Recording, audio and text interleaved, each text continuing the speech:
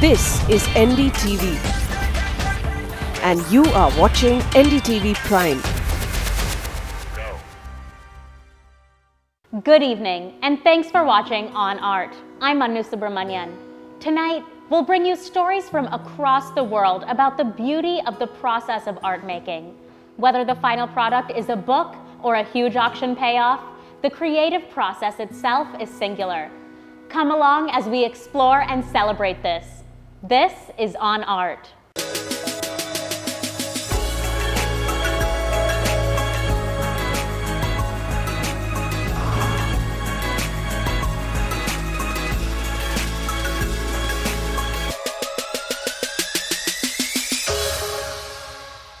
Let's begin with some art news.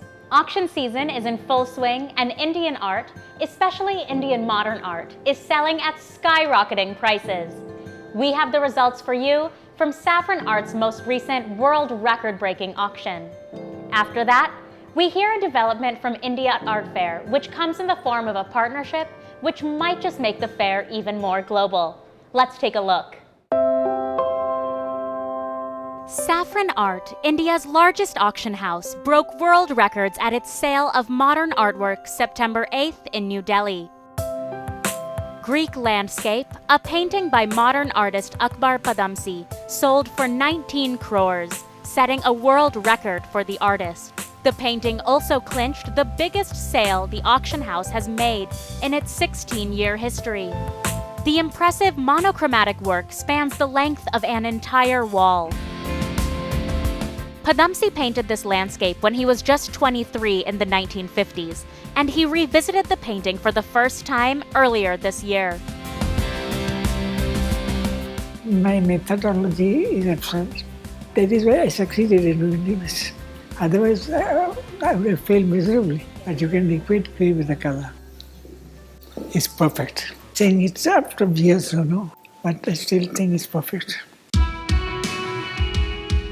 The exhibition brought together masterpieces from many of the region's modern art titans, fetching world record prices for Nasreen Mohammadi and Gagendranath Tagore as well.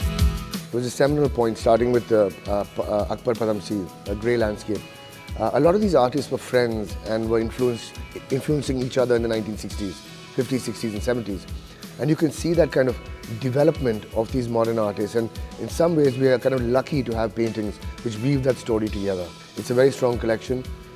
It's masterpieces of pretty much every modern artist that we know, and also the way it's presented, because there is a historical context, there is a current context, and there is context among each other of the artists that we can present with these paintings. While auctions are not the sole marketplace for paintings, they heavily influence the expectation of value for an artist and the region. Saffron Art founder Dinesh Vazirani is optimistic that this is just the beginning of an Indian art market boom. And there's only so much artwork available of these masters. So given the fact that supply is going down and demand is increasing, there's only one solution to that. Prices have to go up. I believe that the potential, not only of modern paintings that we see here, but antiquities, our heritage for more than 100 years, anything more than 100 years old, is so great and it's so tremendous that there will be a time where we will have to appreciate it. Because if we don't, we will lose it. So I foresee that great paintings or masterpieces of the modernists will touch record prices all the time.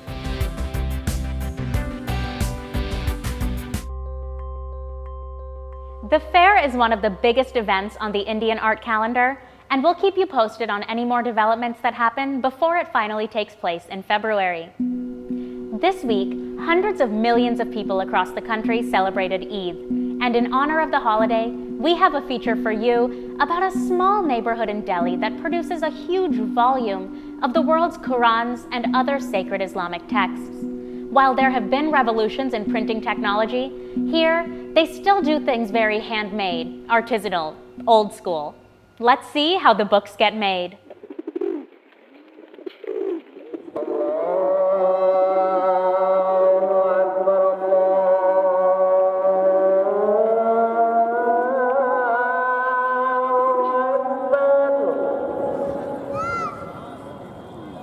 Allah Eve turns the streets of Old Delhi into a raucous, joyous scene of celebration and devotion.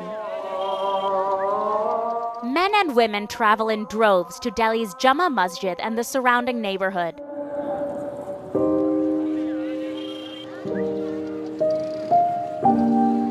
As India is home to nearly 175 Muslim people, during Eid, many people turn to their copies of the Quran and other religious texts. But have we ever asked ourselves where these sacred books come from? 1 crore 1 lakh शेयरों का होना है। सरकार oil India के अपने 10% शेयरों की बिक्री कर रही है और इसके It is here, in one of Delhi's oldest neighborhoods, that a small hive of homes is pulsing with production.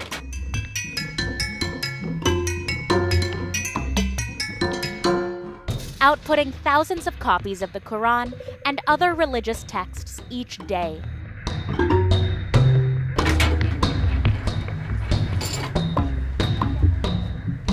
This is Pahadi Imli, the bookmaking and binding center of the city.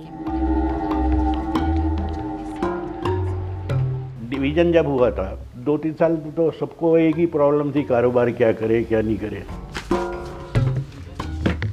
हर तरह का जितना भी काम था, जो handmade कह सकते हो या कुछ भी कह सकते हो, इस शहर में हुआ करता था। तो यहाँ आपको इस शहर में बुक बाइंडिंग के कारखाने मिलेंगे और बुक बाइंडिंग का काम ज़्यादा हुआ करता था, लेकिन बुक बाइंडिंग का काम सेफ था। ज़्यादातर पॉपुलेशन जो है मुस्लिम पॉपुलेशन है, तो एजुकेशन की भी प्रॉब्लम थी। फैसला नहीं कर पा रहे थे मुसलमान कि उनको हिंदुस्तान में रहना है या माइग्रेट करना है। ज़्यादातर उन्होंने चूज़ किया कि वो शहर में ही रहेंगे, और शहर में रहने की एक वजह ये थी कि जहाँ रहते थे वहीं घर में छोटा सा कारखाना खोल लिया करते थे। गरीबी बहुत थी, काम धंधा सब बंद था, तो ये छोटे छोटे काम उन्होंने अपने आप भी किए और अपने बच्चों को भी उसमें डाला। तो एक ज़माना तो ये था कि 4 साल का 5 साल का बच्चा हुआ, उसको भी बुक बाइंडिंग में लगा लिया, उसको भी ढलाई के कारखाने में लगा लिया। अब उनके बच्चे कर रहे हैं, उनके पोता पोतिए कर रहे हैं, बहुत ज़्यादा चेंज नहीं हुआ। The bookmaking process, Salim tells us, hasn't changed in the 7 decades since its inception in the neighborhood. People might add a motor here or there to increase efficiency, but for the most part, it remains an artisanal procedure completed in a repetitious assembly line. First, the texts are printed, in reverse, onto sheets of metal negatives. From there, they are printed onto paper and transported just a few houses away to the room where the large sheets are made into books. The paper is cut, pages arranged, and then the process begins.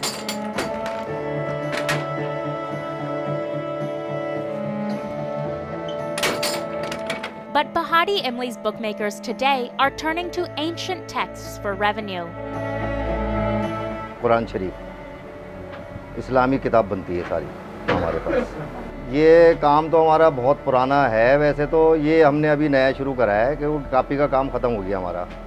Copy का जो school की copy बनती थी तो वो काम ख़त्म हो गया, तो ये हमने तकरीबन 1 साल से शुरू करा है। And with 1.3 billion people who practice Islam worldwide, the market, both at home and across borders, is huge for these texts. And so, shops like these are printing and selling thousands of books each week to meet demand. Printing cheap है, labour cheap है, paper cheap है, तो यहाँ से export होता है। उसका translations भी होने लगी। पहले सिर्फ अरबी में हुआ करता था, अब उसका हिंदी भी छपने लगा है, उसका इंग्लिश ट्रांसलेशन भी छपने लगा है, तो इसलिए इंटरनेशनल मार्केट में उसकी डिमांड भी बढ़ गई है। इवन अरब में भी यही से सप्लाई होता है। The neighborhood offers a small glimpse into how things are made when one remains true to original practices. And while trends and technology evolve, it may be the classical texts made in classical ways which keep artisanal neighborhoods like these ones afloat. After the break, we'll pay a visit to the world of Mojarto and meet an artist who's taken his lifelong love of art and brought it to kids all across New York City.